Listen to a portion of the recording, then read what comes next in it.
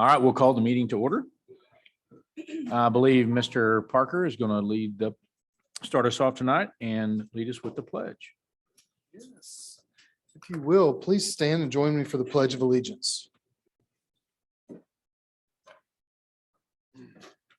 I pledge allegiance to the flag of the United States of America and to the republic for which it stands, one nation, under God, indivisible, with liberty and justice for all. And now the Texas Pledge. Honor the Texas flag. Pledge allegiance to thee, Texas, one state, under God, one and indivisible. Thank you, Mr. Parker. And let the roll reflect that all board members were present tonight. Item 5 is recognitions of new hires. Ms. Koenig.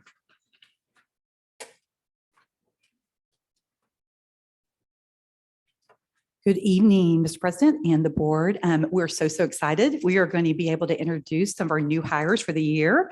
And I think Ms. Cordell is going to start that.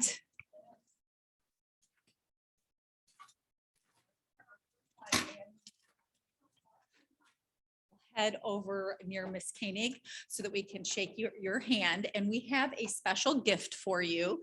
We have a Lovejoy ISD pen because you will be writing the next chapter of your journey with us. And we also have a chocolate and caramel colored apple, because an apple is symbolic of the importance of the role of an educator. And you play an incredibly important role in our schools and in our community. And we are so thrilled that you are part of our team and that you are Leopard. So we're excited to greet you tonight.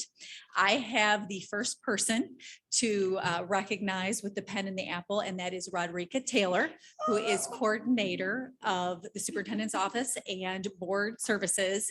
Rodrika is an incredible individual. She was highly valued at our high school, where she provided our assistant principal's office with support. And she has already, in the short time that she has been over here at central office, really transformed the superintendent's office and the efficiency of the cabinet. So I am thrilled to welcome Rodrika to the team.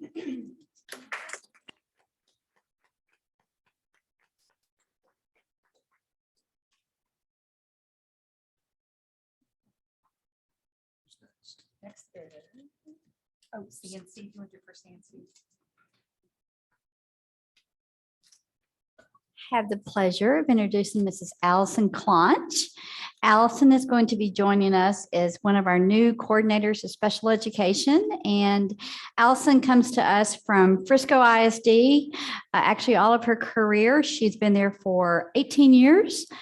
Started as a classroom teacher, special education teacher, instructional coach, and assistant principal.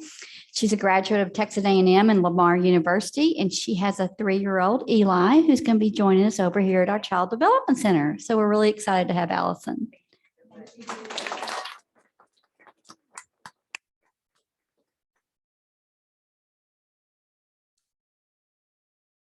My introduction is not here, so I'm going to push him to next month. He wasn't able to make it tonight. So the next will be Dr. Tinsley. We have Erin Perkins. Erin's been on board with us for a few months here. She is our Director of Elementary Education and Early Childhood. Erin comes to us from Richardson ISD, where she served as a principal. She has 19 years of experience. She's been a principal, assistant principal, a learning specialist, and a teacher. And she's a graduate of University of Southern Mississippi and Stephen F. Austin, and she has 2 daughters, and she and her husband Stephen live in Wiley. So Erin's been busy at work and has already made a significant difference in building our early childhood programming and elementary programming. So we're glad to have her here.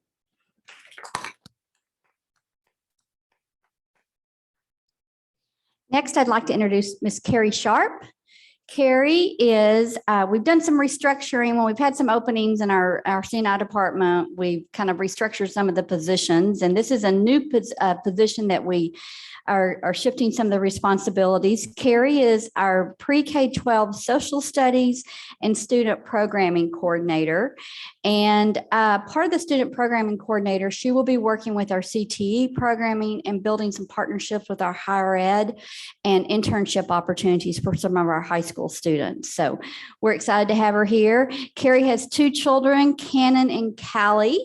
And I'll tell a little story about Cannon. I had Carrie was a 5th grade teacher with me when I was in Frisco, and Cannon was in 1st grade, and he came in one day to my office after school, and he had addressed me as Principal Tinsley, may I have a moment with you? So I always remember that about Cannon. So anyway, yeah, he did get some FaceTime. So anyway, she's a graduate of Texas Tech University, and she's currently working near completion of her master's at UNT. So she and Stephen and Callie and Cannon live in Prosper. So we're happy to have Carrie here. Welcome. And then I have the pleasure of introducing, you've met Dr. Zambezi. Travis Zambezi is our new Lovejoy High School principal. And Travis, as you know, came from Frisco ISD, most recently serving as principal at Centennial High School. And he's a graduate of Austin College, where he did his undergraduate and his master's degree, and completed his doctoral program at American College of Education. He has 12 years of experience, and he and his wife, Amanda, have 3 children, Addie, Zach, and Jackson, who just arrived about 2.5 weeks ago. So when I spoke to Travis recently about how life had changed with the 3rd one, he says it's a little different when you add that 3rd one to the mix. So we're super excited to have Travis here in Lovejoy.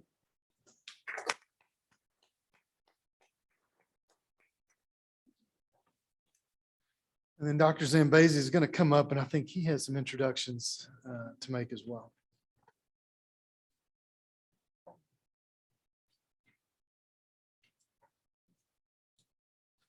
All right. Hello again.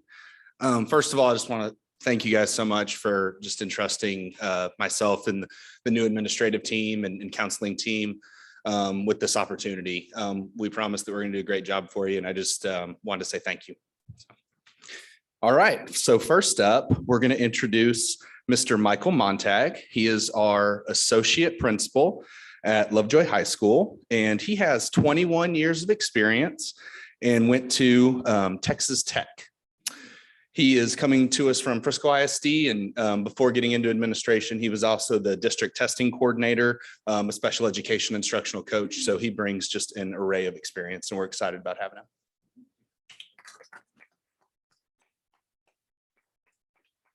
All right, and next up is Caitlin Eldridge.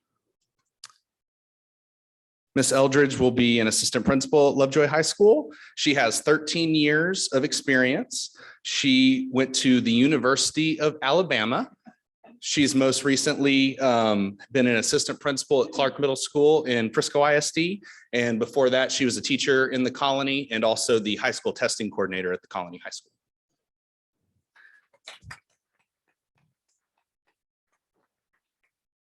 All right, next up is our new assistant principal at Lovejoy High School, Miss Dakota Wynn. Miss Wynn has 7 years of experience. She went to the University of Texas at Dallas for undergrad and then got her master's at the University of Texas at Arlington. She's been in numerous districts, but most recently in Frisco ISD. She started in Frisco as a volleyball coach and math teacher at Lebanon Trail High School, and most recently was one of the full-time instructional coaches, and she was at Centennial High School last year.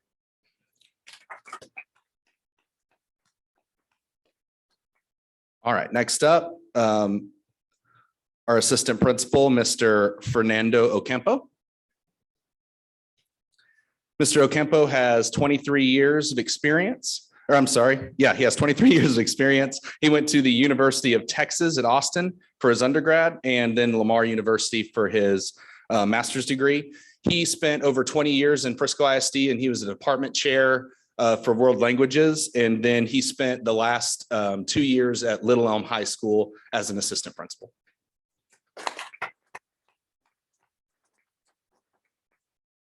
Now I'm going to move to our counselors. We have 2 new counselors. The first one I want to introduce is Miss Melissa Fletcher. Miss Fletcher has 17 years of experience. She went to the University of Kansas.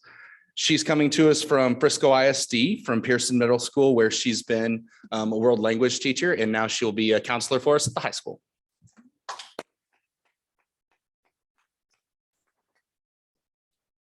And next up is Miss Sarah Thrash. She has 14 years of experience in education and will be serving as our CCMR and counselor. She went to Texas A&M Commerce for undergrad and got her master's from Amberton. She's most recently been in Garland ISD, so we're excited about having her. All right, and then I want to introduce a new teacher. He'll be serving as the assistant band director. I'd like to introduce Jack Zeller. And Mr. Zeller went to Sam Houston State. He has 5 years of experience and is joining us from Duncanville ISD. Thank you.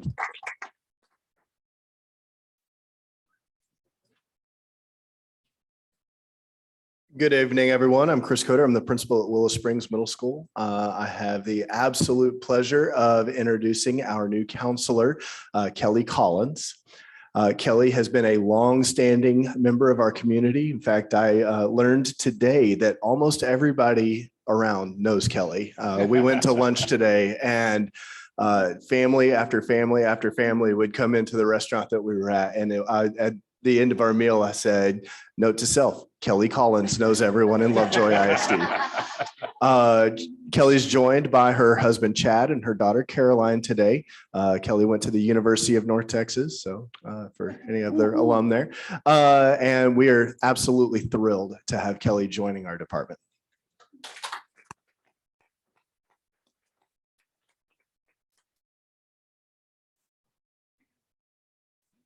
Good evening. I'm Courtney Halpin, principal at Sloan Creek, and I'm so excited to introduce our new assistant principal, Mr. John Jamar. He is coming to us from Plano. The past 3 years, he's been an assistant principal there. Prior to that, he was an assistant principal in Edmond, Oklahoma, and spent 8 years in Prosper and a year in DeSoto.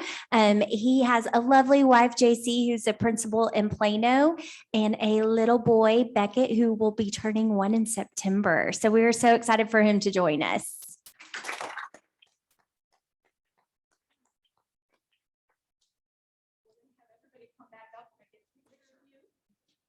Come on up. We recognize you as a new member of our team.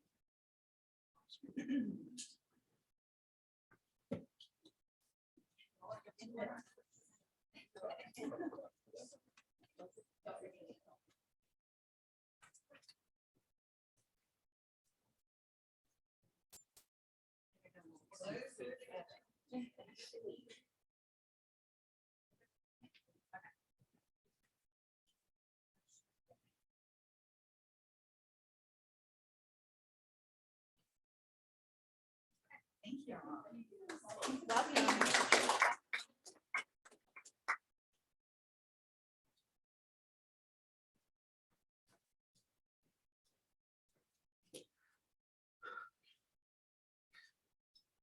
Awesome. All right.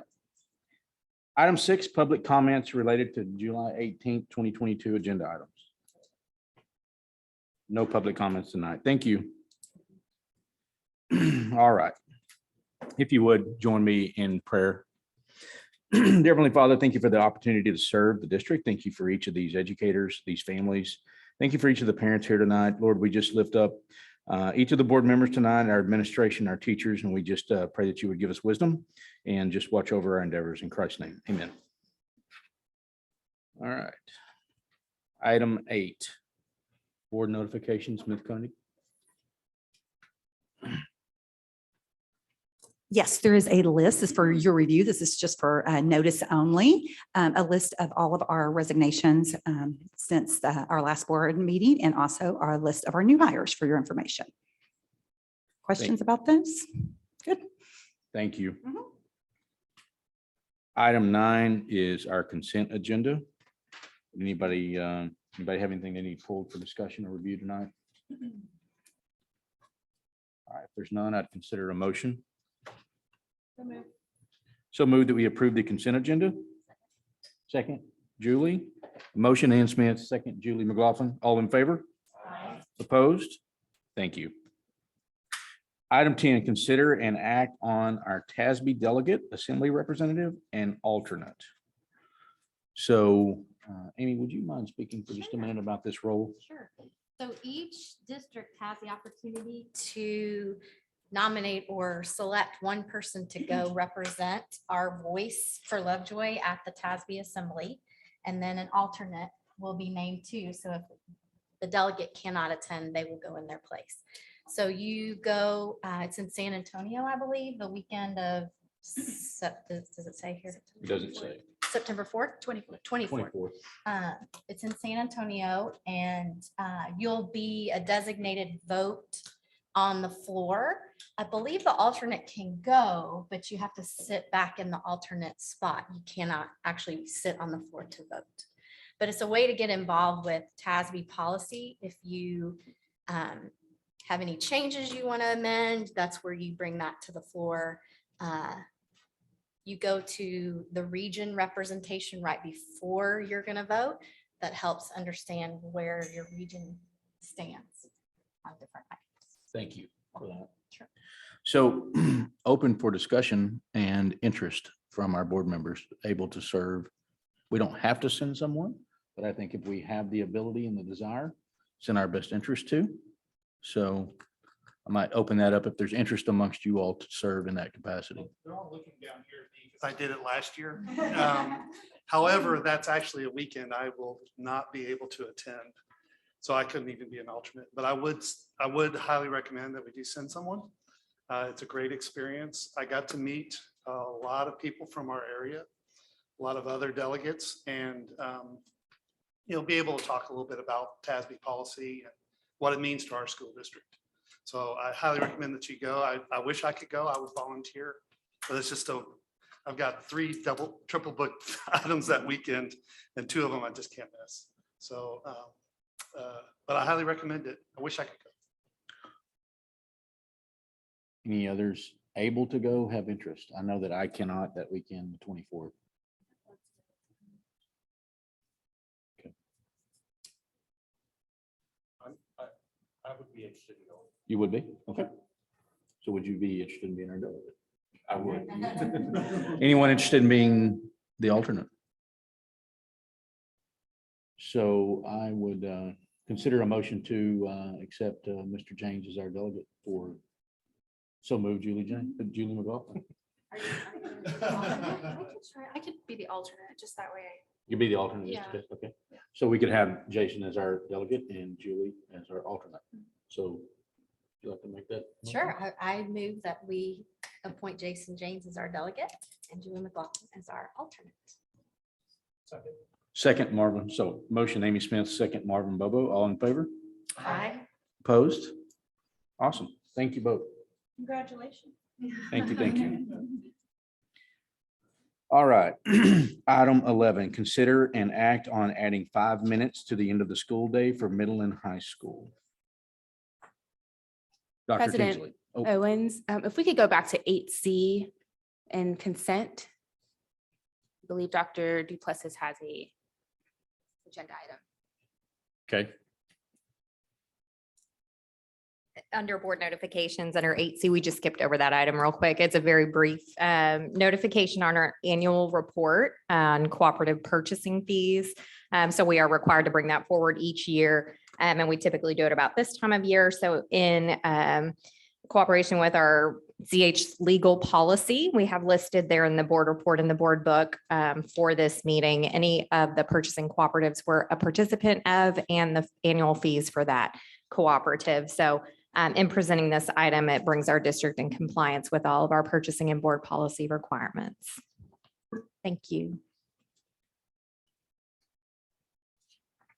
Anyone have any questions for Dr. Tinsley? Thank you, Rodrigo. That was item 8C. Thanks. All right, item 11, Dr. Tinsley. I'm going to ask Mr. Coder and Dr. Zambezi and Mrs. Mullen to come up. If you recall, during the June 20th board meeting, I've shared with you Willow Springs and Lovejoy High School would like to implement an advisory period, better known as leopard time. And that would require an additional 5 minutes added to the end of the school day. So I wanted to kind of revisit this and then let both of the principals share more details on what that time will look like. And then Mrs. Mullen, I'll be talking a little bit about, you had some questions about CAT and our double blocked and some of that. So we're going to talk a little bit about the differences on that. So just as a revisiting, the purpose of an advisory period or leopard time is to have a targeted intervention and enrichment, offer opportunities for academic tutoring during the school day. This is really where we want students to drive their needs with some guidance, of course, by our staff, but it is student driven in many aspects. It also aligns and supports the implementation of House Bill 4545 for our students who need additional remediation and acceleration due to performance on their STAR and their end of course exams. Offers opportunities for student choice, whether it's clubs, physical activity, and also supports character traits in our SEL for our students in that particular area. Some benefits is that, as I mentioned, it's scheduled during the school day. Our students are so busy, so it's going to allow that opportunity for them to utilize some time during the day where they have teachers and staff available to support them. Also, we'll minimize some of the before and after school tutorials. We're not indicating that those would go away, but it would, for our students, it may struggle with getting there before or after school due to conflicts with other responsibilities or commitments. And it's targeted to the needs of individual students. So it's not just a one size fits all. And Dr. Zambezi and Mr. Cota will be explaining that further. And then also for our students, it's going to really kind of build some independence this age as they're moving forward into middle school and high school, to where they have a little bit more control of their time and the independence. So as I said, it's recommending extending the school day by 5 minutes. It's going to average around 25 minutes during the day for both Willow and high school. It allows staff to support students during the instructional day, and again, minimizes the before and after school tutorials. So I'm going to let Dr. Zambezi talk a little bit about leopard time at the high school. Thank you. All right, let's dig into what the structure is going to look like at the high school for our advisory structure that, like Dr. Tinsley said, will be known as leopard time. And so what I wanted to kind of start off with was, I want you to look at that bell schedule on the right, and that's an example bell schedule that will hopefully be highly similar, the same to what the high school rolls out this year. And why the 5 minutes would be imperative to the success of our schedule. One, of course, it would give us a 25-minute advisory period. And as we're changing a few things logistically, it still holds with 45-minute class periods, 1 through 8, and still allows for 5-minute passing periods.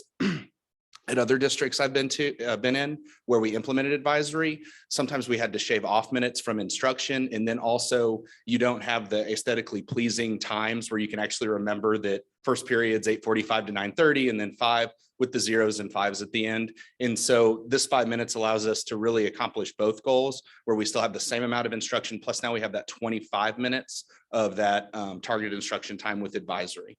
So to dig a little bit deeper, this meets Monday through Friday. So every day between 6th and 7th period, that bell rings, you have 5 minutes to get to your advisory class, whatever that may be.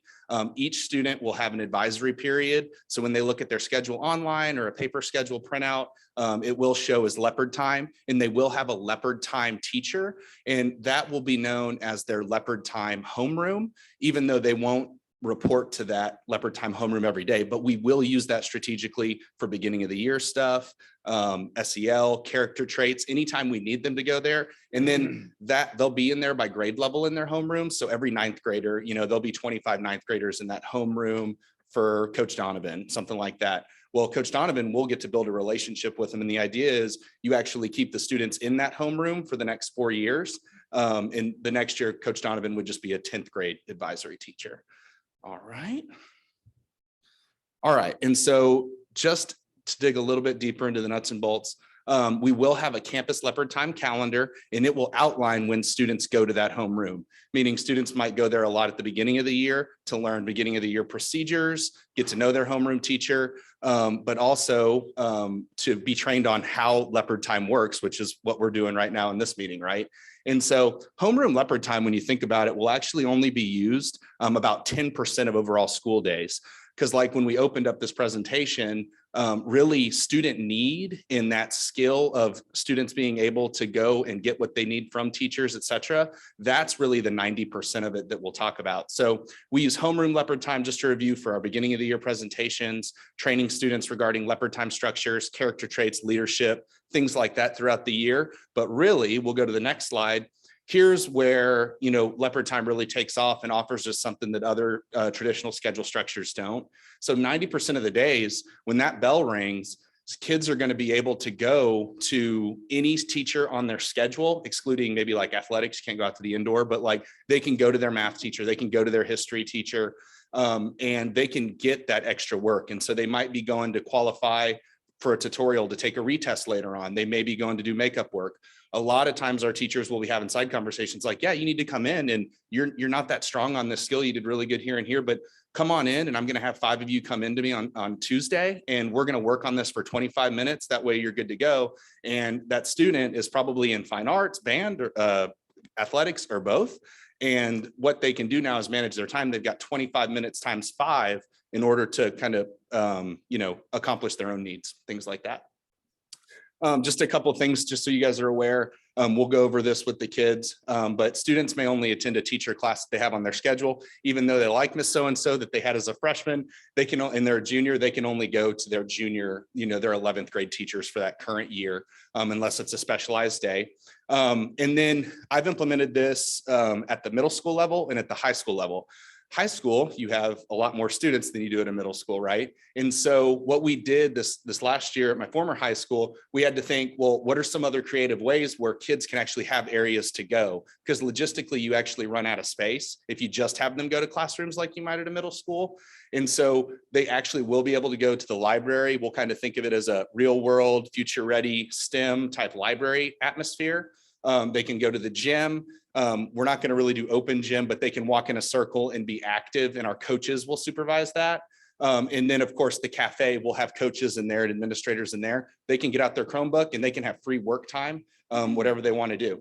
Another thing that I wanted to talk about, and I'll hand it off to Mr. Coder, but open days. What I just went over was a student who would go through an open day structure. Their math teacher didn't tell them, hey, come to me on this day for tutoring, right? So they were open. They could go to any teacher on their schedule or some of those common areas. However, what this does on the flip side is it gives every teacher on campus 5 25-minute sessions, of course, to reach students, but it gives them a VIP day. And that's what we call our closed days. So if you look at this schedule right here, Mondays, electives, fine arts, CTE, that's their closed VIP only, invite only day is how you think of a closed day. Tuesdays is math, Wednesdays is history, Thursdays is English, Fridays is science.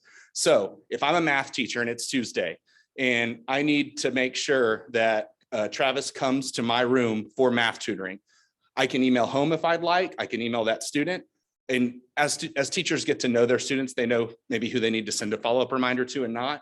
But it is mandatory if I'm your math teacher and I tell you on Tuesday, come to a math closed session, that is mandatory that we get that mandatory tutoring in there. But if it's Tuesday and my math teacher hasn't told me that I need to come to math, I have that open what I need time. So it's a way for teachers to also get that dedicated VIP time once a week in their core subjects.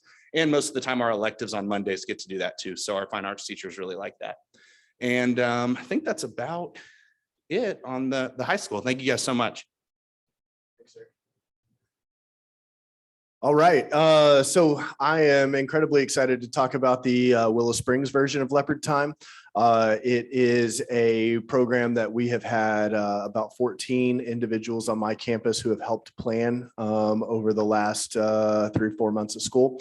It is remarkably similar to Travis's plan in a lot of ways. However, we have a lot of unique differences as well to our plan. Leopard Time for us is going to be 3 days a week.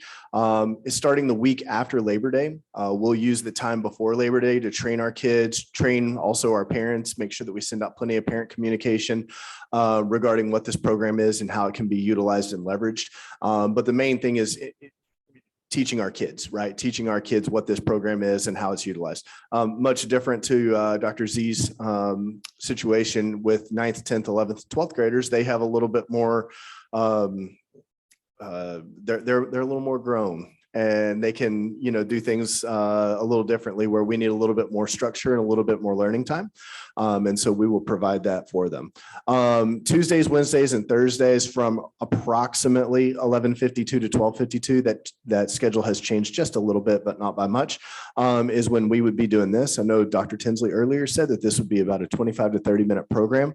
For us, you have to remember that lunch is embedded into this as well. So we're not adding an hour. We're really managing about an extra 30 minutes at Willow Springs, but our kids are going to have voice and choice over how they use that hour.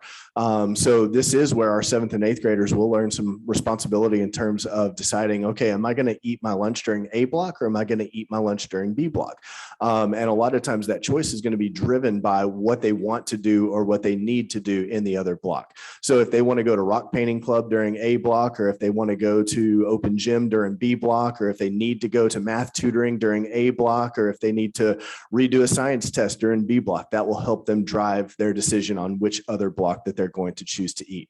We're going to have a lot of flexible eating spaces. That's more so than just the cafeteria, kind of like what Travis was saying earlier, talking about running out of space. What I've learned in a previous rendition of this program is that there are multiple spaces that we can use throughout our building to use as a flexible eating space. And what we have found is that kids will oftentimes choose those flexible eating spaces over the traditional cafeteria setting, just from the fact of its novelty. It's something a little bit different. It's something kind of cool to, do something a little different. But we really love the tagline of voice and choice, because we feel like that voice and choice situation gives our kids a chance to really grow and spread their wings a little bit, to where they can do, where they can feel like they have some ownership over their day. Options at Willow Springs include academic time, tutoring, collaboration time for projects, also social clubs and recreational activities. Some students will be required to do tutoring or makeups, while it's going to be optional for other students. And it's going to be very similar to what Travis was talking about with, maybe a student failed a test and that teacher says, hey, I really need you to come to tutoring for this. That's going to be a required, hey, I need you to be there. Otherwise it's going to be, hey, gosh, I got a math test coming up. I really need to go and attend this. So there will be a, required and also an optional. Next, students must be in good standing with grades and behavior to enjoy all of the Leopard Time opportunities. That kind of goes back to that required tutoring piece, or maybe some other forms of consequences that could be in place if behavior is not up to par. Also, I mentioned this earlier, that students are going to eat their lunch during one of the 30-minute blocks of time and will have access to the second activity during the other block of time. Students will receive information expectations at the beginning of the school year with a series of videos that we're going to make. And then we're also making some informational videos for parents. One of the big things that we really want to make sure is that our parents understand why we're doing this, and that it's not just a free time. It is very intentional on how it's planned. It's very intentional on leveraging the time that we have during the school day to make sure that our students are able to perform at their absolute highest potential. The reason that we need the 5 minutes is that ultimately it's, I don't ever want to take away class time to implement a program if I don't have to. And so 5 minutes will allow me to be able to make this happen without removing any class time that we currently have from previous years. And thank you.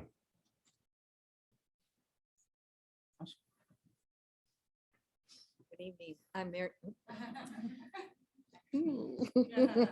Good evening. I'm Mary Mullen. I am the Director of Secondary Education, Assessment and Accountability. And I'm going to speak to you about the 4 different types of systems of support we currently have at our secondary class or campuses. The first one I'm going to talk about is what you maybe have heard, it's the CAT, is the Center of Academic Trading. The purpose of the CAT is to build a system whereby struggling students become successful, independent learners. This is an area for students to go when they need help with study skills, organizational skills. It's a little bit different than what we're accustomed to, what the CAT served more for academic reasons. We're kind of rebranding or reimaging, if you would, what this might look like. Students would not be scheduled into the CAT. We're hoping it's fluid, so they go there as needed, where in the past they were scheduled. It was part of their class schedule. It will be offered during the school day and served by certified teachers. And I already said it's not scheduled, and we will be developing criteria for when a teacher would be sending a student to the CAT. And it's considered supports for tier 1 and tier 2. It says instruction here, but it also includes behavior and social emotional. Okay, the second level of support would be our lab classes. This is something a little bit new. We had it at the high school level a few years ago. We're kind of bringing it back. The purpose here is to provide additional support in identified content areas. So it can be for skill building for those specific areas, and it's all the 4 core content at the high school, and just ARLA, reading, language arts, and math at Willow Springs. We will have an instructor in there that's content specific. So if a student goes to the lab for math, a math teacher will be in there. And it will be scheduled into their regular day. And it would take place of an elective course. And again, we will have criteria for referral into a lab. The next one is a double block class. That double block classes we have had for a while in the district. And this too provides support and time in identified content areas. It's the reason for a double block class is to provide more time for practice and application of the content areas. So not all students do take double block, but they're available for advanced math, 7th grade math at Willow, because at that level, the students are receiving content in 7th and 8th grade math. So you can imagine that's a lot of content to cover. We also have it available at Willow for Algebra 1 in 8th grade. At the high school, we have it available for 4 different math classes or courses. They're Algebra 1 to Geometry and Pre-Cal. It's not offered for GT or AP classes, and those are single block classes, and it is their primary instruction. Again, there will be criteria for referring a student into a double block class. And again, it's just to further develop their skills. It's not for practicing or continuing homework work, and it's not a study hall or anything like that.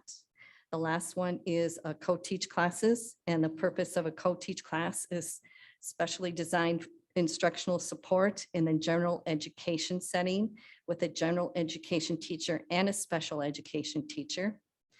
Placement in this class is determined by an art committee. It is looked at for least restrictive environment to access modified or grade level instruction. It's really serves kind of as a bridge for students from resource to general education setting, and it allows for small group instruction. And finally, it serves a general education and students who receive services through special education. So these are 4 different levels of support that we do provide our students. Any questions for me? Just a quick clarifying question. Sure. The CAT, is that going to be utilized during that advisory time? Is that when?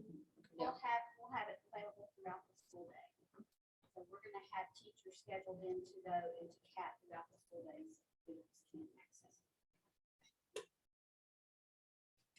Any other questions? I have a question about leopard time. So if your child has an IEP, if they receive special education services, how will that leopard time typically be handled if maybe they're not in a position to make their own decision? Dr. Sam, maybe did you hear, and Chris, did you hear the question? Drop a line. The response is aligned with what you guys are thinking. The question is, so if the student receives special education services, can you repeat that second? How would leopard time work? How would parents that are listening and maybe have a child that on an IEP, maybe not in a position that can make their own choice around which place to go? How would you envision that working? That's a great question. So for us specifically at Willow Springs, we have all of our students who are in our self-contained special education classes that have their aides with them. Everybody would attend leopard time together. And so they would have either their teacher or an aide assist them. They might also look at leopard time a little bit differently, or do different leopard time a little bit differently, where they may attend a club as a class, or they may attend open gym as a class, and all of them go together so that they can all experience the programs together. At a previous location that I've worked at that implemented this was a phenomenal program for some of our most struggling learners who had an opportunity to really express themselves in a lot of ways through some of our more artistic clubs and things like that. So does that answer your question? Okay.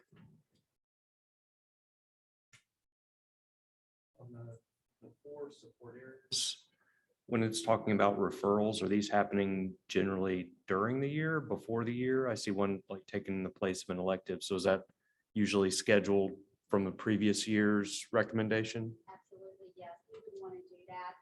So for example, right now, Dr. Sam made sure that we really don't have any students at the high school that would require social studies or science labs. We believe just serving, we have kids in need of math and language arts, so it's really based on need, but it would be scheduled. And with the math double black, that's determined already in the spring.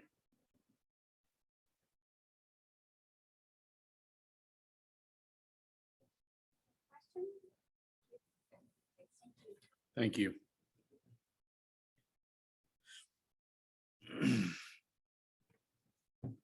So it says consider an act. Do we need to take action to add the 5 minutes to the schedule, correct? Absolutely. We're asking for consent and approval to add 5 minutes to the schedule at Willow Springs at the end of the day, and also Lovejoy High School. All right. So moved Marvin Bobo. Second.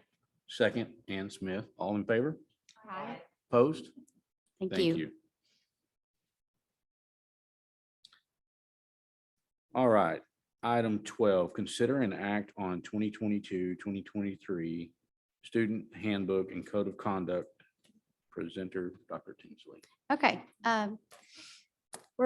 Kevin and I are both going to talk to you today about our student handbook that we are ready to move forward for approval for the 22-23 school year, and also our student code of conduct.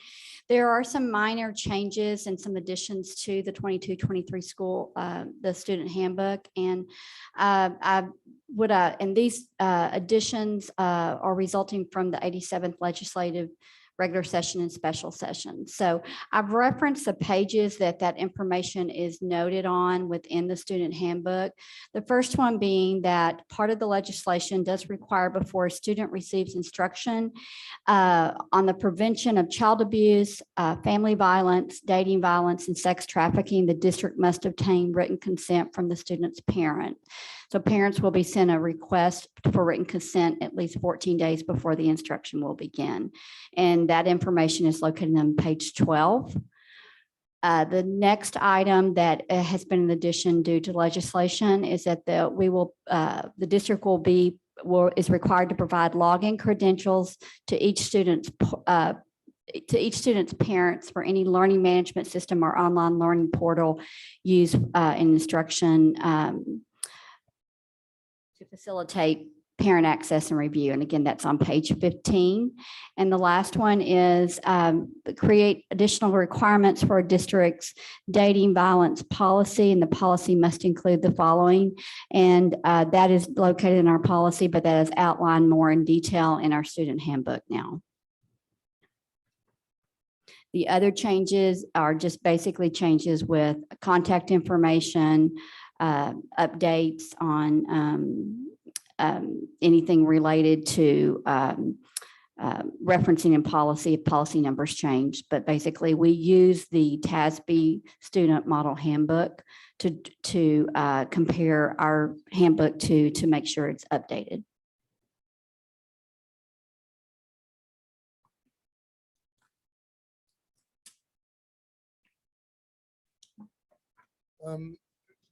In regards to the student code of conduct, each summer we review and revise our student code of conduct to update it.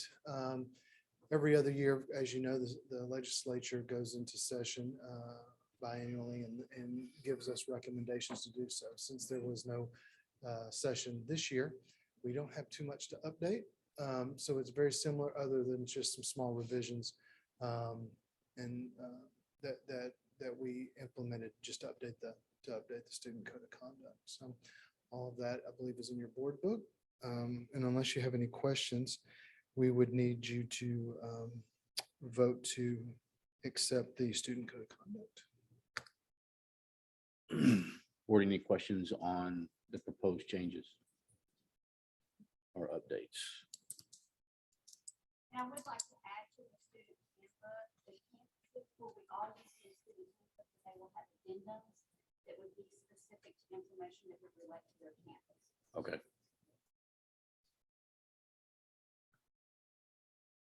If there are no questions, I would entertain a motion. I move that we consider an act on the 2022-23 student Handbook and code of conduct. So we are approving the code of conduct. Okay. Second, Marvin Bobo. So moved, Amy Smith. Second, Marvin Bobo. All in favor? Opposed? Thank you. All right, item 13, 2022 STAR and STAR end of course results. Well, I'm very pleased to share with you, and I believe I gave some information to you a few weeks ago on the board in your Thursday board update, but just so pleased with the performance of our students on the 22 Spring STAR and end of course results. And so I want to congratulate our students, but also our staff, because we could not have done this without the incredible work and direction and skills of our staff to get our students here. So very, very proud of our outcome. So just kind of wanted to highlight a few of the areas that we did see pretty significant growth in some of these areas and improvement. In reading grade 3, our meets increased quite significantly. Grade 4, we grew in the area of masters and meets in reading. Same in 5th grade, 6th grade, 7th grade, and 8th grade reading. Also, our grade 3 math, our percentages increased in the area of mastered and meets. And then our 3rd grade math and 8th grade math both. And then we saw some growth in mastered and meets in our social studies grade 8. I gave you some information here. We currently have the state percentages on how students performed in master's meets, approaches, and did not meet. And as you can see, our student performance is significantly higher than the state average. We also, when you compare the previous years and considering the COVID and the gap that we had with possibilities with learning, we were very, very pleased with the outcome of our students. So our campuses did receive the comparison districts, the list of campuses or districts that their campuses is compared to. We will not have those percentages though to compare until August, and that time we'll receive our information on our distinctions too. Same thing at Sloan and Willow Springs across the board. When you compare state and you compare the previous year, we definitely saw growth. Same with high school in the area and Willow Springs in the area of our end of course results, which is your English 1, English 2, Algebra 1, Biology, and US History. And just some areas, I don't want to say that these were areas of weaknesses. There's definitely not, but we always want to look for areas of growth. And I would say what probably surfaced is looking in our science in 5th and 8th grade, in our social studies still, we want to see some growth in those areas too. And just overall math, we're kind of looking at that as a system of what we can do to increase some percentages and growth in the areas of math too. But keeping in mind, especially in science and social studies, those are tested in specific grade levels. However, what's tested is what's taught in previous years. So that's why I really wanted to lift up the importance of alignment throughout our grade levels, which will impact our results too. So I'll be back in September to give you the final report from the state, but we're anticipating some really great reports from the state on how the performance of the district overall.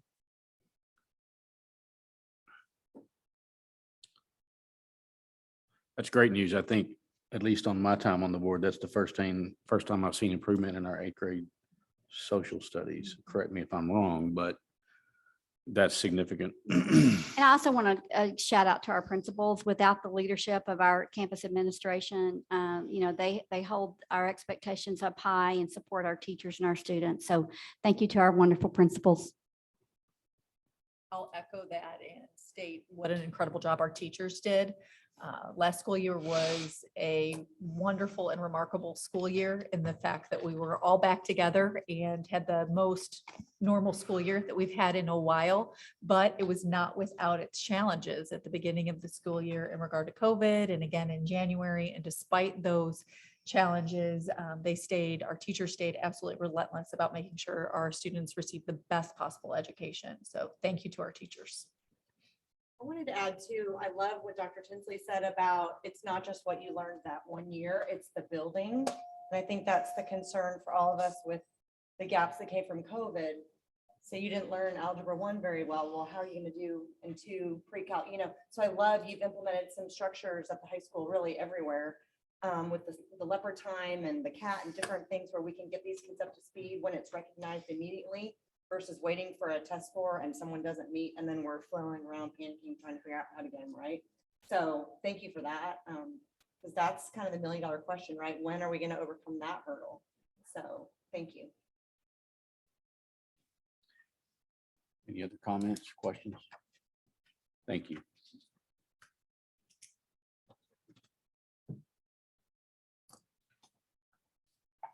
Okay. I'm going to talk to you about class sizes and class size waivers. And the first thing I just want to say is these are projected class sizes at this time. This is very preliminary. We're not even in August yet, and so we still have students enrolling. So there are class averages. They look really, really good. For Lovejoy High School to be 26, 28. A lot of high schools now are at 30 and 31. So they look good. Willow Springs, 24 to 25. Sloan Creek, 22 to 24. Hart, 2021, and Pester 2021. Currently, we have 4254 students projected enrollment. And of course, but we still have 76 enrollment packets out. So we don't know if those 76 are coming or not coming. So want to be very clear on that. One thing that we do look at is, when do we add a teacher? And so we're going to talk a little bit about that. So perhaps some of our classes do get larger. When do we add a teacher? And one thing that we always want to consider and look at are student needs. We're always going to go back to do what's best for kids, student needs. We're going to look at that grade level. We're going to look at, are there any discipline concerns? Do we have significant learning loss in that grade level? So looking at things like that.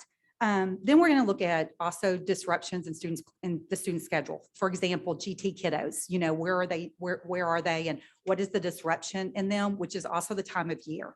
Does it make sense to add a teacher in March if we continue to get large enrollments, or or is that going to be more disruptive than the benefit there? So we're going to look at all those types of things. How does that impact the student in the grade level? And what other options could there possibly be? Because we want to brainstorm, do we have other options where we could possibly add an A, do a push-in teacher, all those types of things. So we're going to look at those when we look at adding another section. We're also going to look at grade level size. Do we need more supervision for kiddos? You know, is it a small grade level from 2 to 3 and we need more teacher supervision? So as we're thinking about adding another section, and we're going to talk about, and we're going to talk to the administrator and get their input, because we want to know, you know, what are they thinking? I'll be honestly, our two principals down there, we talked earlier today and we've talked throughout the summer, and sometimes they're like, adding another teacher is can be a burden on the grade level and on the staff, you know, like if they need a lot of support. We want a highly qualified applicant. You know, it's very important that, because we know that how important that relationship is between the teacher and their training. So we want a highly qualified applicant there. So, but we're also going to, get that information from them. So when we're looking at a highly qualified applicant, sometimes we will say we're going to add the teacher, we'll post and we'll interview. I've had principals that have interviewed 20, 30 teachers that is not a good fit for my team. That's not something I want to do right now. Are there other options we can look at? And so, we would definitely let you know what we would do in those situations. The other things that we want to talk about a little bit is also we're going to consider financial impact. For example, right now we have, let's say at Hart, 4th grade, let's say we have 4 teachers and we have 89 students. So that means we have 3 classes of 22, and then we have one of 23. For one over, does it make sense to add an extra teacher for that class? And if you remember, when we were looking at our staffing guidelines, when we met with our financial sustainability committee and also Lovejoy 2030, one thing that came out of those meetings with our community is staffing guidelines. They wanted some set student-teacher ratios. They wanted us to review master schedules. You know, they mentioned teacher travel time, firm class registrations. So all of those things are part of those efficiency measures that we want to consider as part of that. But it still goes back to student needs. You know, we're still, that's going to be our big guiding force there. You know, a lot of times when we talk about waivers or class size waivers, it's really what we're asking for is a maximum class size exemption from the state is what we're asking for. So we would have to do this only for pre-K through 4th grades. It's the only grades it impacts. So it's really just our elementary schools. And we would do it anytime we have a class at 23 or above. But our first one, we would ask for about October 1st. So we would need to ask if we have a class 23 above for by October 1st, and then every 30 days after that, up until the last 12 weeks of school. But of course, we would always follow the law, and that's where we would notify parents. We'd tell them exactly how many kids. We're talking about 1 or 2 students per class. We would never, you know, 6, 7, 8, we wouldn't want to do that. We would try to think of some other ways to solve the problems there. We also, when we look at class size, just pulling that research and what does research tell us? Hattie's research tells us they looked at 25 attributes of a class and factors, and out of 25, it was 18 on the list. Actually, parent involvement was higher than that. Homework was higher than that too, were more important factors as far as effects on more important than class size there. So we're looking over there. I looked at some more data. I looked at one study that they took 176 research studies, and that they looked at over 500,000 students, about 500,000 students, and they determined that the effect size was still very, very small. So we just want to make sure that we have current research and that we're looking at those types of things. And that, as I said, we would do everything we could to support that class, support the teacher, and notifying those parents of exactly what we had to do. I did look back at the TA website to see if you had asked for waivers. I found in 2021, y'all did ask for waivers. It looks like at Lovejoy Elementary. The other thing I want to say is this is not a capacity issue. We have capacity. In fact, I've already asked them how many empty classrooms they have on campus. Also, you know, we think about Lovejoy scholars, and we couldn't take any 2nd graders this year because we didn't have room. And right now we are right there on the line, 22 in classes there. So that's some information I wanted to share with you. Like I said, these are very preliminary numbers, and as we go, we will bring it back to you. Yes, ma'am. Can I clarify? So Yes. you're kind of just, hey, we would potentially need a waiver, but we don't know yet. Correct. And then I guess my next question, because I can't remember, it's been a while. We since we did have to another wait. waiver. Do we do Enrollment is it the first day each- of school. Do we do it each instance, or we just do kind of No. a blanket No. for October 1, and then you tell us after you Yes. communicate? Well, it's what, kind of- basically, so probably that September 22nd board meeting right there, I'm going to tell you how many classes, I'm going to bring it to you. And I'm going to tell you how many classes we have, and I'm going to ask for a resolution. So basically, you're going to know exactly how many we have, and I'll ask for you to consider and act on a resolution. So then as we enroll kids, we can put them in a class if possible, and then I will update you on any and every waiver every 30 days. Perfect. If there's any more than that, up until the last 12 weeks of school. Perfect. Thank To you answer your for question. clarifying. Okay. Yep. Also, just know as we talk about this and we talk about highly qualified applicants, right now, the HR community in schools is very tight. And this morning, I spoke to many other HR executive directors and chiefs, and we have districts very close to ours that have triple-digit openings in HR. And they're much larger, yes, but also some that are not too much larger than us that have, 25, 30 openings, 20, 25, 30 openings. So we want to consider that. And remember, our governor also has just formed a teacher vacancy task force where they are actually studying this, and they've asked for teachers, and superintendents are on that committee to, help with this problem. So we're hoping to continue to grow our profession if possible. Questions for me? Okay, I'll bring you back more information. Thank you for the update.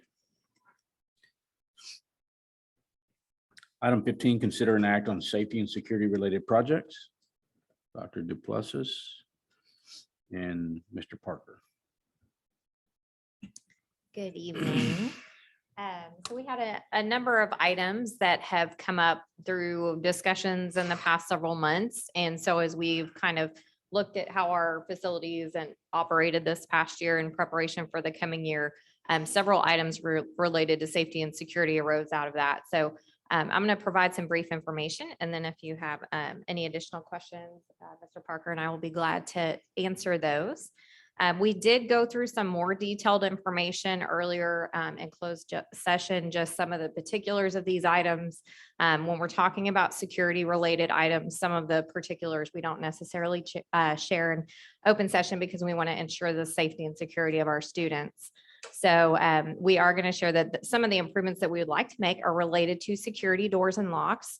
As you know, the use of this facility has changed a little bit, and there were some spaces that were not used in the same manner that they're currently used. So we're looking at just extending the type of door hardware that we have in place for the rest of the district to the areas that did not already have that. So that's the first item that you see listed there. The second item is cell phone amplifiers. There are several areas in the district where cell phone reception is difficult. You may remember that we did some improvements to our radio system last year to be able to ensure that staff that do have those standard district issued radios are able to use them. So this would be an additional opportunity to increase the amplification of cell phone signals, specifically at the high school, at Hart, Transportation, and the Child Development Center, where there have been reports of issues of that nature. The third item is athletic area sidewalk. You may remember we did some athletic area improvements at the high school. We are not required to provide ADA accessible sidewalks to practice fields, but we did discover after the project was completed that that is an item that would help us ensure the safety of not only our students, but observers who may come to watch practices and things of that nature. So the athletics department kind of modified a little pathway to the practice field, but we'd like to go ahead and place the sidewalk in that area. And the last item is related to, again, kind of the change in use of this facility as a child development center. You'll notice that most of our campuses have a secure vestibule, and they have a manner by which parents or guests can phone in, get their badge or their driver's license reviewed, before they enter the building, and they can't enter the remainder of the campus until they pass through that process. With this kind of modified use, we obviously no longer have buses dropping off students at the front because we have the Child Development Center primarily operating with a parent entry on this side. So we would like to make some modifications to create a secure vestibule within the existing facility and create some extra doors and spaces that it makes sense that we would be replicating the same security procedures that we have in place at the other campuses and ensure that we can continue to maximize the use of this facility while also ensuring student safety. So this is a picture of the proposed sidewalk at the high school, again, just kind of extending that access to the practice fields. And the improvement costs for these items, the first two items are extending existing systems that we already have in place with existing district vendors. So the additional door hardware I mentioned is $6,840. The cell phone amplifiers would be $81,250. The sidewalk, we got multiple bids for this work, was $6,942. And the changes to the doors and access in this facility is $125,987. So the total of all of the safety and security items is $221,019. We are in the process, as we look forward to this coming year, of looking at a capital plan development process. And I'm excited about this. We spent a lot of time and are going to continue to build on the work that was done by the Financial Sustainability Committee this past year.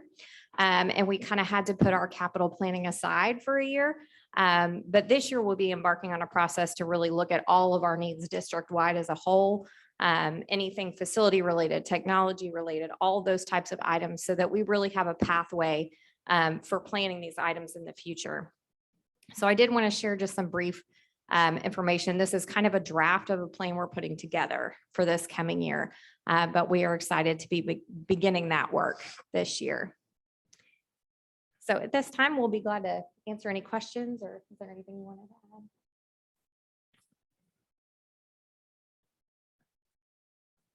So in the different schools, there's actually some areas that there is no cell phone reception at all.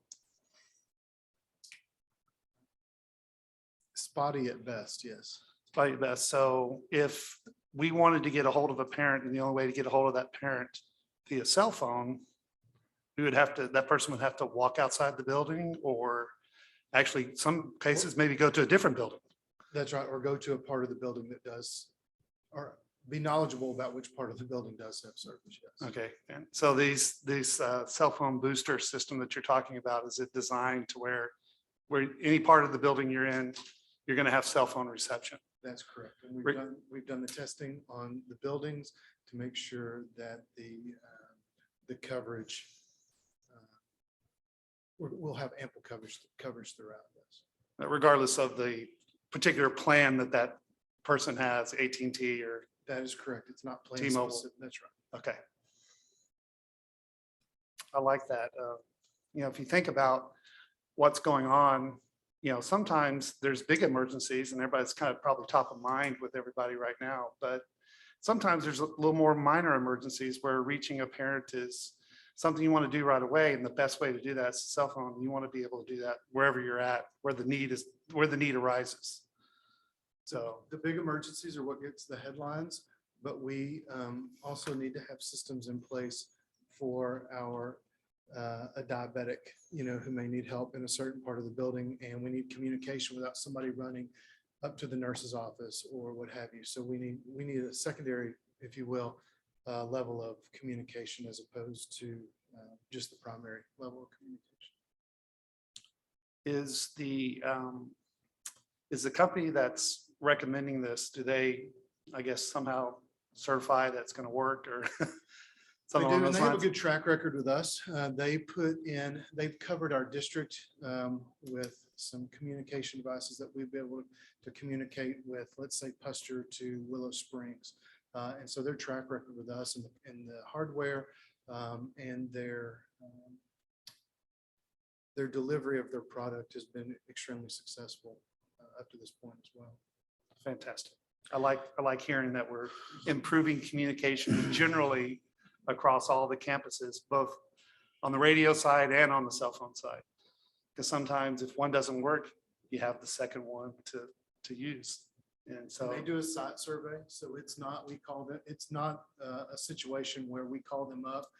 This is what we're needing to do. They give us a quote over the phone. They send boots on the ground and they come out and actually do the site surveys for us. Fantastic. Thank you, Kevin. The nature of what we're talking about to protect our kids, we couldn't go over all the details here in open. I wanted to thank the administration for answering our many detailed questions earlier tonight.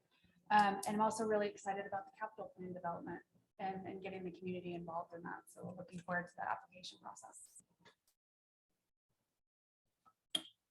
Other questions? If not, I'd entertain a motion. So moved. So moved, Ann Smith. Second. Second, Marvin Bobo. All in favor? Aye. Opposed? Thank you. All right, item 16, cabinet reports. All right. So we have a few updates we'd like to share with you. We hope that everybody enjoyed the first part of their summer. We had a lot of work ahead of us, but we're really excited to get the ball rolling. We were able to roll the budget following the board's approval of the 2022-23 budget on the 20th of June. And I want to say a special thanks to a number of people because it sounds easy to open the budget and get all the positions ready that we've had people join us. I want to thank the HR team for all their work bringing everybody on board. It's a tough hiring season out there. They did a great job of bringing people in so far. So we're excited to get all that in place. Our payroll department, Thomas, our budget department, Deanne, it was a lot of work to make all that happen, but it's also a exciting time to be able to set everything up for the coming year. We're also preparing for our annual financial audit. So as soon as we get the budget rolled, we get to start on that. So our auditors will be on site the week of August 15th. So we're preparing all our documentation for them. You may recall that it takes a couple months to get through that entire process. And then we bring the auditor to you to present that report, usually in October, November. So we're in that process as well. The last item I was really excited about, it's always nice when the district's closed, but you get a big check anyway. You may recall we talked about the property value study opportunity that we had that several districts in the area do with some of the folks that specialize in this area. And what they do is they look at your past certified property values that our taxes collections are based on, and the differences between when it's set and when the actuals occur. And so you can go back and get additional revenue.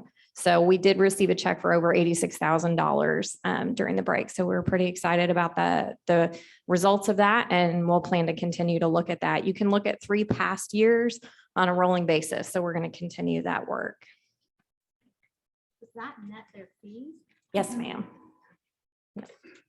What did we project that at? I believe the number was closer to 60. Was it not? 60s. Yeah, we were talking in the $65,000 range.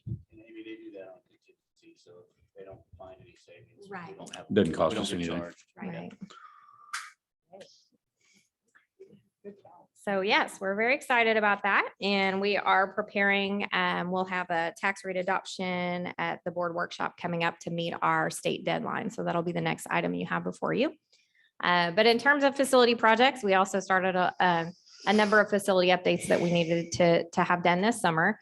All the portables are gone. So that was exciting.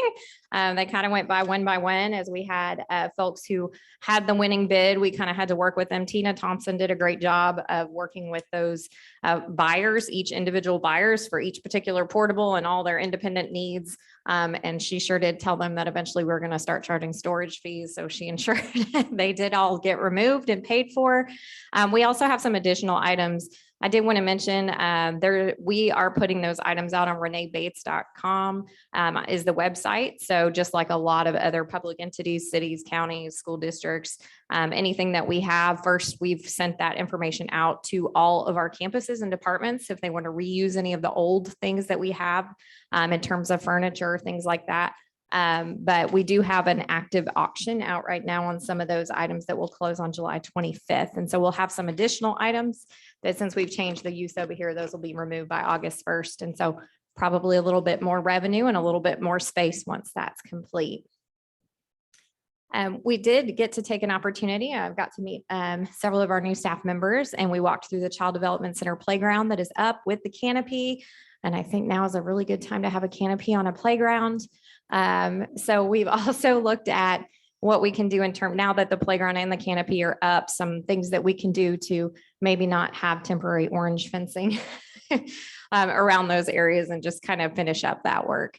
The board did approve having those funds set aside earlier. We've just been waiting for the canopy to be complete to finish that off. On the gym floors, we have some wood down that looks like it should at the Sloan Creek Auxiliary Gym. So it's looking really great. They still have to do the striping and all the finish up. So we're still a couple weeks out on that. The middle school and high school screen and recoats on those gym floors. We're still waiting on water-based finish. So that'll be another week or two to get that in. But it'll be a much faster process than using the oil base. So they're excited about that. Our transportation concrete finished over the weekend, so I apologize. It is not in process anymore. We can mark that one off. It is complete. And then our power factor correction, we discussed with them this morning. We're expecting the equipment in any day now. So we can have that complete and hopefully eliminate some of those fees this coming year on our electricity bills at Pester and the high school. We did submit our order for the Pester playground equipment. Playground equipment is one of those things that's on back order everywhere. So we're probably looking at a holiday installation once we get that equipment in. And we are excited about our auxiliary job fair, July 23rd. And the HR team, if you haven't noticed, has put up a lot of signs and buses and all kinds of things. So we're excited about that. They'll be working on probably a couple of other positions as well. But if you refer somebody who is hired into one of those auxiliary positions, our employees who do so are eligible for a $300 payment after 30 days. So we're hoping, we've had some interest on the Google form that HR put together. So we're hopeful that that will help us out on that end. Our technology team has been working very hard. They moved a lot of people around. And I'm really excited about how things are set up now with our offices and the collaboration that I already see happening because of some of the moves that Lori helped plan for us. So a lot of that's people settling in, making sure they have all the things that they need from a technology perspective, keys and all those fun things. The other items that you see here are just a lot of things that they've been doing. It's pretty impressive with such a small staff, what they've been able to accomplish in terms of project updates for technology in the past little bit. So we've done some security project updates on our network. They did a new IT ticketing system that just went into place with a QR code. So our staff are using that now. And you'll see a number of other items, analog to digital fax conversion. So we're eliminating some of those old phone lines we no longer need anymore. And an analog to digital telephone service conversion. Hopefully that will help us with our phone connections on occasion. And then an inventory of technology equipment. So they've been working very hard on all these items, and I'm glad to see the progress that they've made. Thank you, Jack and Jeff behind the screen. And last but not least, we have very thankful to the foundation and all of our staff who've applied for grants. It's always fun to set up all those budget codes and start working on all those items. So they're working on all of that. We did also apply for some ECF grant funding. So we have some items mentioned here that we would like to purchase. And we checked even this morning, and we haven't heard yet about getting that grant funding, but we're hopeful that we will hear from them soon. And if we do get that funding, it allows us to purchase a number of pieces of equipment. So just wanted to provide some updates on some of those areas we haven't really covered in more detail earlier, but would be glad to answer any questions you may have over any of those items. What is ECF? Emergency Connectivity Fund. Okay. I had to think about it. Thank you. Would you think that would be to cover all of those purchases? So we had actually Jack and Diana. It's become a joke. Have been working on devising an instructional technology device plan and kind of what are our options, what do we have, what do we need, and prioritizing that. So they've done a great deal of work on that. If we were to get the ECF funding, we're looking at about $350,000 that would primarily help us get Chromebooks. And they have kind of a tiered idea of what we could do with various areas of need, but that would be the prioritization for the ECF funding. Thank you. Mhm.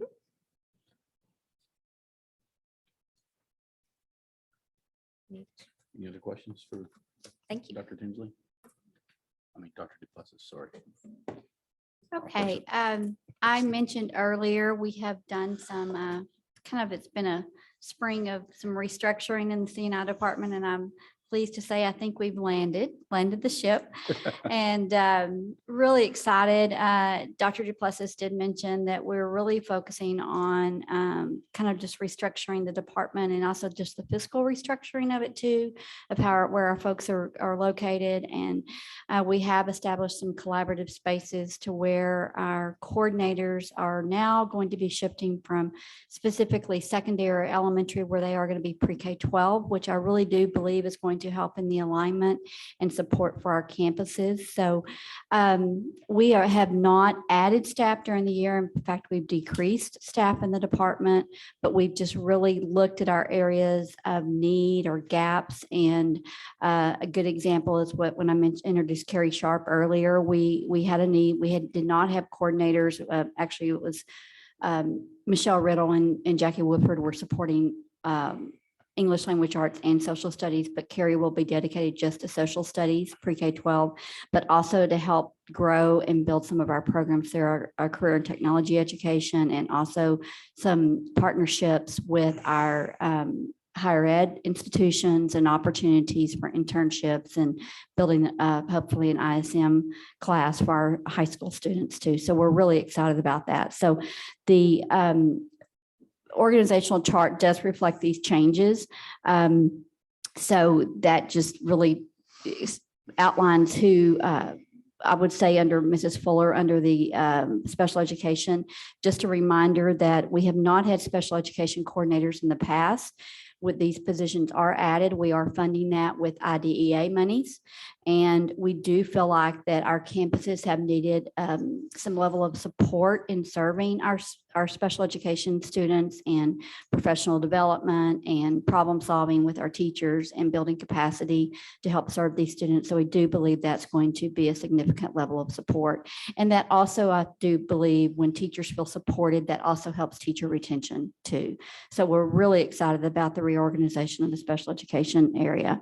And then of course, Mrs. Mullen and Mrs. Perkins are supporting your secondary and your elementary education. Bree Smith is our Director of Advanced Academics and GT. And we did have a coordinator, GT coordinator last year that left in the fall to go to Allen ISD, but we did not replace that position. So she has assumed some additional responsibilities, and we're going to be looking at how we can help support her in that area. And then we were referring to Diana and Jack earlier. So Diana Salak is our instructional technology coordinator, and she is working very closely with Jack and his department with the hardware side of it, and then the software and the instructional support. So it's been pretty exciting. And even just where their offices are located, it's really lending itself to some true collaboration. So we're excited about that. So that's just really wanted to give you an update on the organizational chart, just also some work that as a department we've been doing. We've been working on, we really haven't had a chance to do some really deep work with leadership and team development. We've been able to do that earlier in the summer. Also clarity of roles and responsibilities. So they are changing a bit because we are moving to more of a pre-K-12 support model. How we can improve communication and support for our campuses. We're looking really deeply at that, and we'll be setting up meetings with our principals at the beginning of the year to talk about how the roles are changing and what the needs they have and their teachers need on their campuses. And then we're also starting some vertical teams during the year that will be supporting curriculum development and decisions in professional development and the direction of the department. So in all the 4 content areas, we will have a teacher representative on these vertical teams that we will be meeting several times throughout the year that we'll be working on. And we're going to have a principal assigned to each vertical team too. So we're really trying to get that teacher voice to the table to help drive decisions and work of teaching and learning throughout the district. You will be seeing in future meetings, we will be identifying and hardwiring our targets, our learning goals and targets for the department that will reflect what the strategic planning team did during the year that you're going to see moving forward for the 22-23 school year. So any questions about C&I?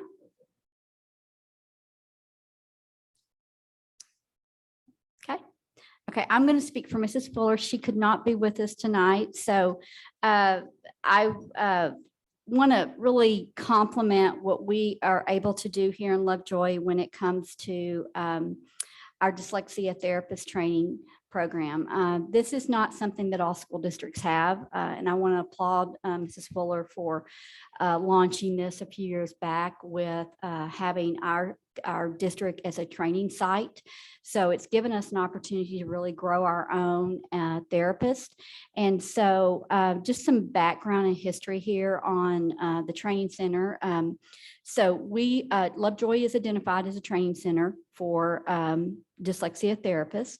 And as you know, dyslexia has been kind of a growing, not a need, but how we're approaching these students through services in our public schools. So it's important that our teachers are trained well and follow the state guidelines regarding to the program model.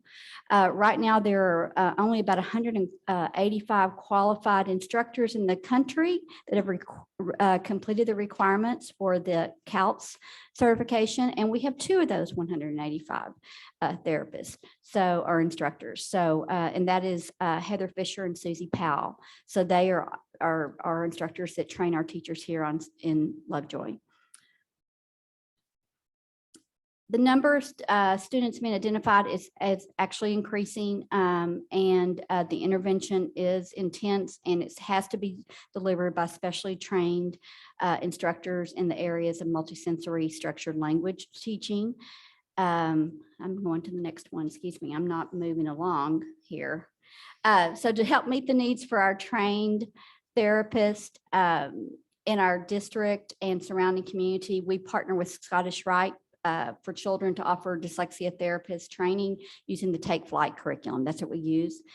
Candidates are provided an intense 2-year program that requires 200 hours of direct teaching, 700 practicum hours, and 10 video observations, resulting in certification through the Academic Language Therapy Association. So some of our current teachers are going to be moving into the dyslexia therapist positions.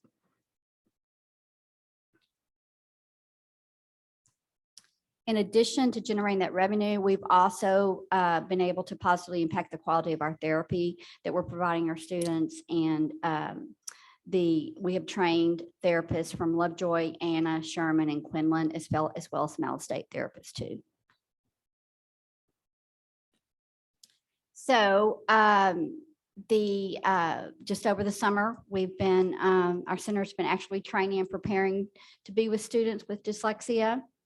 And in May 2022, we had our first graduating cohort here in Lovejoy.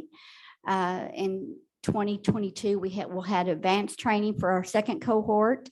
And then we also had graduates submit applications for their ALTA examinations. So we have approximately about 95 students in our district currently that we have identified as receiving dyslexia services. And that does not include any new students or students that may be in the referral process. So coming in 2023, we'll introduce a new course, and we'll be introducing the Teacher Training Bridges by Scottish Rite. And also we are part of a dyslexia grant that we are able to bring some additional resources to our staff beyond just the dyslexia classroom that does support the multisensory training.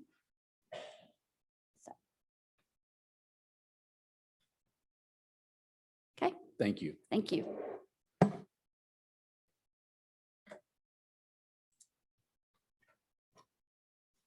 Good evening again. I wanted to, because you'll probably see these names quite a bit coming up, I wanted to just give you a rundown of our new fine arts directors, so our head directors and also our new head coaches that we've hired over the summer. We've recently had a resignation. Our color guard director had to leave us. As you know, our color guard program has grown by leaps and bounds. We started with very, very few participants, and now we're busting at the seams. And so that just goes to show, number one, the leadership that we've had, starting off with Mr. Sadler, handing it off to Mr. Cabrera, who Mr. Sadler recommended to us. Now Mr. Cabrera has recommended another person to us. And so we'll go through the interview process with this person and others and get the best possible candidate in. But being this late into the summer, having this position open, but having the candidates that we have to interview, I feel extremely confident that we're going to have somebody to carry the torch to continue the excellence that we've had in that program. Our choir director, Kelly Martin, she will be coming to us from East Texas. And so she knows that she has high expectations in our choral department to continue the excellence that our directors have built before her. So we're really excited to have Kelly coming to us from East Texas. On the athletics side, we have Brad Wicks, who's going to be our new tennis coach. If you don't like tennis, before you meet Brad Wicks, you're going to love tennis. He is all tennis all the time, and he's extremely excited to be here. He's been to some really successful high schools and programs. He's coached some really high-level tennis players in some other high schools as well. So we're really excited. We had to kind of pull the reins back and say, slow down. We'll get you all the email addresses you need. He was ready to start communicating, getting in touch with his tennis players, but he's really he's a ball of energy and extremely excited to be coaching tennis at Lovejoy. I'm going to backtrack on the word I'm about to use. We added a girls golf head coach, Brooke Donovan. When I say added, it's just the position. What I mean by that is we had a science teaching position open at the high school because of a resignation. Ms. Donovan teaches science, so we didn't necessarily add a position. She is just filling a science position we had open, and then because of the growth of our girls golf program, we were able to tag on a coaching stipend and name her as the girls golf coach. So we'll now have a boys golf coach in the golf program and a girls golf coach. We're really excited. I know Dr. Zambezi was excited about getting Brooke over just on the science aspect of it. From what I understand, she's an excellent science teacher, and our kids will really not only benefit on the golf course, but our students will benefit in the classroom. Travis Hallam is our new girls basketball coach. He's coming to us from Rockwall ISD. He's had a lot of, I won't go over the amount of growth that he made in a program, but he took a program over in Rockwall ISD that had very few wins and took them to the playoffs the next year. So he's had a lot of success in coaching girls basketball. And then Jay Bollinger, he'll be our new swim coach, head swim coach. He is coming to us from the club world. And so he has a lot of experience, not necessarily in school swim teams, but a lot of coaching experience in the club world. So we're really excited to have them. Of course, you'll be meeting them as we introduce them over the next few board meetings, but I wanted to make sure that you knew who we had those names in front of you. As difficult as this hiring season has been, or potentially could have been, we've been extremely lucky to get the quality of coaches and directors that we've had, but also we hired them early on. And I think that really goes to, that speaks to the culture that our fine arts department has, that our athletics program have, and it speaks to the type of kids that our coaches and directors are going to come in and work with. there are many, many jobs out there right now that you can go and get in the school business. And not only did Lovejoy presents a very attractive offer to people in fine arts and in coaching, because they get to come here and work with some really good colleagues and professionals, but they also get to come work with great kids too. Thank you.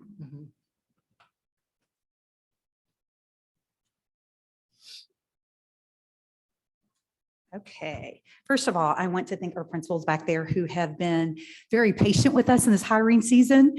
And I appreciate them. And I also want to recognize our HR department. They have worked nearly every day all summer long. I mean, they have really put in some hours, 50, 60 hours a week during the summer, and they've done an excellent job getting people onboarded. And the great thing now is they're like, hey, we're sitting good, so we still do have a few hires, of course, to make. So, and that's what brings us to our job fair that is this Saturday from 9 to 12. Last week, the team scattered everywhere, every Walmart, every bulletin board, Collin County College that they could, and put flyers up. And I brought plenty for you all to pass out too. We also put a QR code because we know some people may not can attend 9 to 12, and that's okay. You can just, if we can get your phone number and an email address, we're going to contact you. And we've already had people sign up for that. So we're really excited about that. And I also want to thank just the board, because we were getting, people are asking about the referral and asking us, our own employees, to send us the flyer so they can get it out. And that's very attractive. And also just some of the benefits that as we talk and recruit to people, personal safety is a big deal right now. And school marshals on campuses it's an important piece of recruiting right now. And also, you would not know this, but the personal location devices also, schools don't have those. And so a lot have asked about that. So I truly appreciate that. And also, so we have about 240 teachers' children that will be attending Lovejoy ISD, and that speaks volumes. That's one of our top recruiting mechanisms, is that their kids can go here. So thank you very much for that. Thank you. All right, Ms. Cordell. I cannot wait for school to start. I'm getting so excited. I miss our students, I miss our teachers, and miss interacting with our parents. So I am looking forward to it. Today, I got to meet a prospective pre-K student that is clearly as excited as I am about the start of school. And the reason I knew that is because when I met her in the hallway, she was wearing a plastic bejeweled crown and she had a sparkle backpack on. She was all ready to go. And they were getting her signed up for pre-K. So I cannot wait to meet our eager pre-K students and kindergarten students, and want to absolutely applaud the staff, our HR staff, our principals, our assistant principals. They have been working all summer to make sure that we are recruiting the absolute best to serve our students, and they have done just that. It's really remarkable. It is the Great Resignation in many professions. Education is certainly one of them. And as Ms. Koenig said, to be sitting where we're at, where we are so excited about the top level professionals that will be joining our team and serving our students, and to have so few professional openings at this point in time, as compared to all of our neighbors in North Texas, speaks to the culture we have in Lovejoy. It speaks to our students, our parent support, and the incredible colleagues that they're going to get to work with. So thank you to all of the people who have been working so hard to make sure we have a outstanding start to the school year. Thank you. All right. Thank you, Ms. Cordell. Item 18, public comments related to non-agenda items. So we have 3 public comments related to non-agenda items. The first one I'm going to call up is Ms. Gant regarding proposed health curriculum. All right, Ms. Gant, you have, give me 1 second here. You have 3 minutes to speak. Any individual wishing to speak has to sign up 15 minutes prior to the board meeting. Public comment cards need to be turned in and completed in their entirety and accurately and truthful with information about, must designate whether the speaker is speaking on a specific agenda item or not. As you know, this is non-agenda items. The board will provide speakers a public comment card. Public comment cards are only applicable to the meeting in which they are completed. Each individual gets one opportunity per meeting to share their comments. If a speaker is not present, they forfeit their opportunity. The comments made by the speakers are not the opinion of the board or the district. The board reserves the right to change the agenda. Each speaker will be provided up to 3 minutes. If at any time in the opinion of the officer you're speaking to an agenda item, which this is non-agenda, I can move you to another part of the meeting. Public comments related to non-agenda items will be deferred until the end of the meeting if time permits, unless otherwise noted by the Board of Trustees. Disruptive behavior will not be tolerated in the meeting. If after provision of a single warning, the disruptive behavior continues, the disruptive individual may be escorted out of the meeting by district officials and or law enforcement. It's a criminal offense to obstruct a meeting with the intent to prevent or disrupt a lawful meeting, to substantially obstruct or interfere with the ordinary conduct of a meeting by physical action or verbal utterance. Conduct defined by the Texas Penal Code 42.01, Board Policy, BED legal and BED local. Fair to yield the podium at the time of the conclusion of allotted speaker. Of the time allotted to a speaker at a public comment constitutes a disruption and will be addressed accordingly. Comments made to the Board of Trustees by the meeting attendees and or speakers outside of the designated public comment period during a meeting constitute a disruption. We will not respond to your comments. We're here to hear your comments only. And we may refer you to factual information or policies if we so deem necessary. For specific complaints or concerns, speakers are encouraged to utilize our district appropriate grievance procedures and policies set forth in board policies FNG local, DGBA local, and GF local. Thank you. Ms. Gant, it's all yours.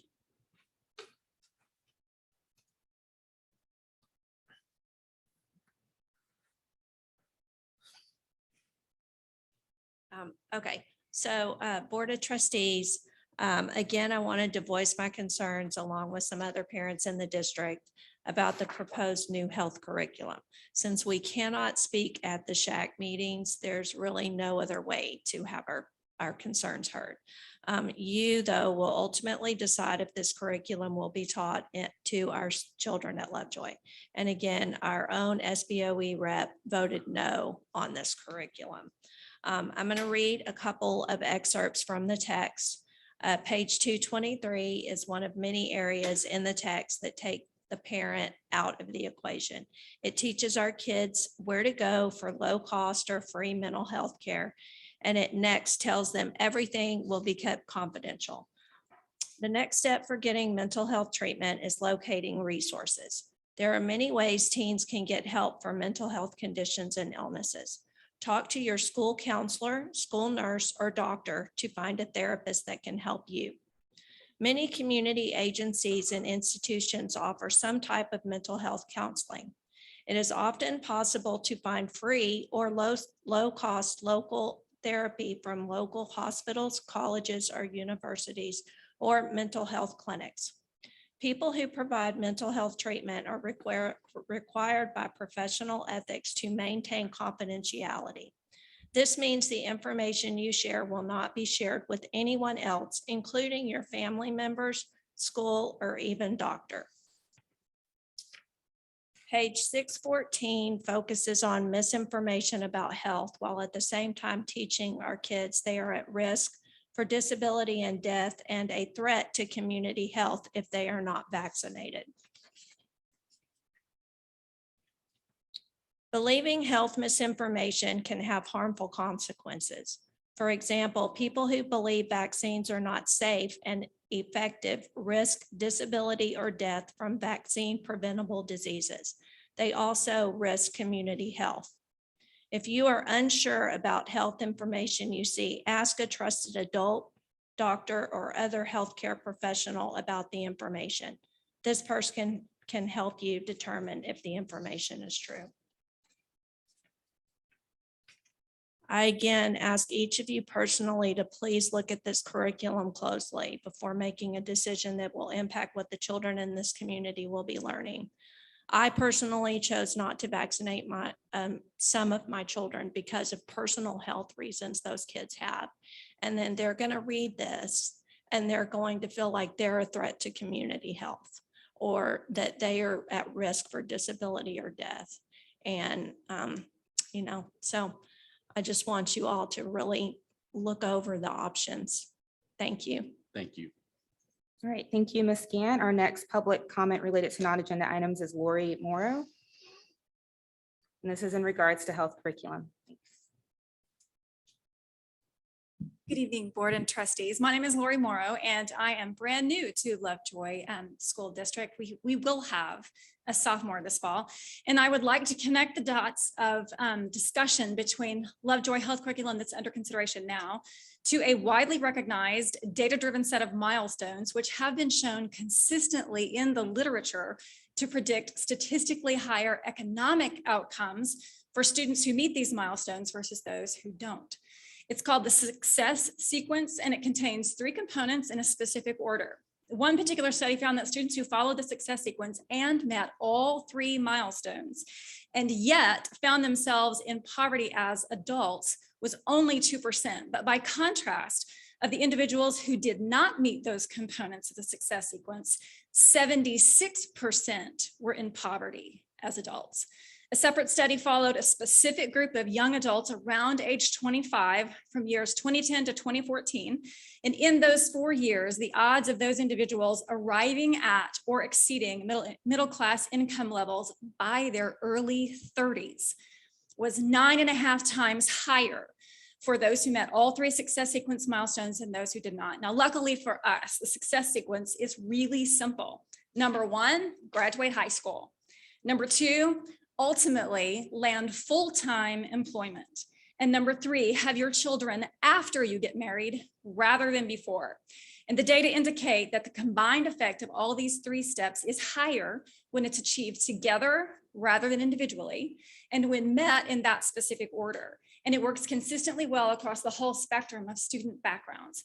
So therefore, if we want to serve every Lovejoy leopard well, giving them the best opportunities to thrive once they've left our school district, we should choose the health curriculum that presents, prioritizes, and promotes abstinence over those that don't mention it at all, of course, or those which simply present it as merely one available option among all other options, since abstinence is the thing that most closely aligns each student individually with the success sequence, and thus provides them robust protection against poverty during their adulthood.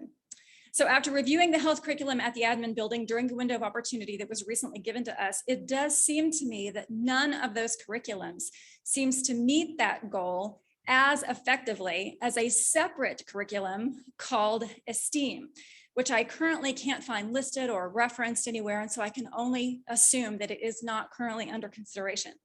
ESTEAM not only promotes abstinence, it also promotes a concept called renewed abstinence, which serves an encouragement to those students to become sexually active and then have second thoughts about it. It also has a whole host of health-related, emotional, personal development, character development, relational, and risk All right, avoidance. thank you, Ms. Morrow. Your time is up. I'm going to call our next presenter up to the mic. Her name is Amy Campbell, presenting on health curriculum. Thank you. Thank you. I spoke at the last board meeting on 4 areas of concern that I had with the current options of the health curriculum being reviewed by the SHAC. And I trust that you all are reviewing this curriculum, attending SHAC meetings if you can, and responding to parental concerns. My ask is that if Lovejoy continues to require health as a requirement for graduation at the high school level, that you reject all Quaver Ed, McGraw-Hill, and Goodhart-Wilcox. You have the option to revise the current health curriculum and add new curriculum on sex education to meet the new TEKS. I, along with several other parents in this district, have discovered this curriculum that meets the new TEKS for sex ed, and it was developed here in Texas by doctors, nurses, midwives, and teenagers, surprisingly. It's called ESTEAM, and it focuses on sexual risk avoidance, national standards. It's evidence-based and medically accurate. While focused on sex ed curriculum, they have also implemented a way to assist in meeting all the new health and wellness TEKS. I spoke with the curriculum developer, and some of the really great things that I think are great things about it is that it's developed by Texans to address Texas-specific issues and our TEKS. It's revised every 3 years, and the revision process always includes teenagers. And so that they are ensuring that they're meeting all the current needs that our students are having. It addresses Texas legislative changes like Senate Bill 9, 11, 18, and the one on character training, and I can't remember the number for it. So booklets are hard copy. They're not dynamic. They're inexpensive. They're $4.50 a booklet, and they can be funded through our IM fund. Parent training is provided by Esteem. Also, they provide a free one-time training for staff. And they have a parent booklet that's designed to keep the conversation going at home. And I recently watched on a Facebook post from a Lovejoy Facebook page that across the board, our community members were talking about parent involvement with their kids, and they emphasized, all of them, the importance of parents opening up dialogue with their children. And Esteem facilitates this community value that obviously was presented on that Facebook page. And it provides parental training throughout the curriculum that encourages the dialogue between children and their parents. So parents can purchase their own booklet for $4.50, and they can know exactly what the kids are being taught. For students that do not opt into the sex ed curriculum, that portion can be easily physically removed from the booklet. And if you adopt a digital format, somehow we got to lock those kids out, so that because they've not opted into the sex ed portion. So if it's digital, how are we going to do that? That's just a question to be considered. Esteem collects no data on any students and ensures their right to privacy.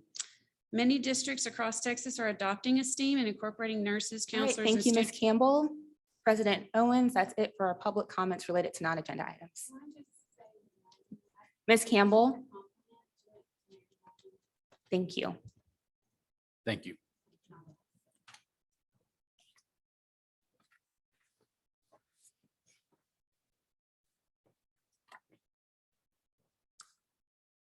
All right, announcements. So I just wanted to send a note to our staff, our HR, and our administrators, a note of thank you for the work and hours that have gone into that statement of landing the ship that you used very appropriately. I think of us rebuilding the foundation here at Lovejoy that we've gone through over the past 1.5 to 2 years to get to this launching point. Want to say thanks for the things that are going on behind the scenes that don't get recognized, that don't get brought up, that don't get recognized in a board meeting or in other ways. So thank you for the things not being talked about that are going on. I continue to be amazed by and hear about those things, and I have the opportunity to hear those things where others might not, which I am overly grateful for. The other thing I would say is the confidence I have about where we're headed has, again, continues to grow and has never been higher. I happen to be in a family where there's 4 other board members, 3 other board presidents serving 3 other different districts. And I hear at family meetings different things that these districts are going through that we're not. And one of them is the number of people that they're trying to hire to fill roles. Not only are they just trying to fill the role, they're just hopeful they get someone that's qualified. And as I've continued to listen to and hear about the folks we are hiring and bringing on board, not only are we able to hire super quality leaders that are amongst the best in this community and the best in North Texas, we're thriving in that way. And so as a board member, as a parent, I just want to convey my appreciation and thanks for that. It gives me great confidence to be in service and to know that we're executing at a high level in that regard. So just want to say thank you for that. I'm excited about it. I wanted to be able to share those comments with the community as well. We get to see a lot of things that others may or may not get to, and that's not intentional. It's just circumstantial. And but we're in a really great spot. And certainly the work is not done, and nor do we have the idea or the mindset that it ever is. But we've really laid a strong foundation to launch from as we take off again, perhaps. So thank you for all of that. And with that being said, we're adjourned.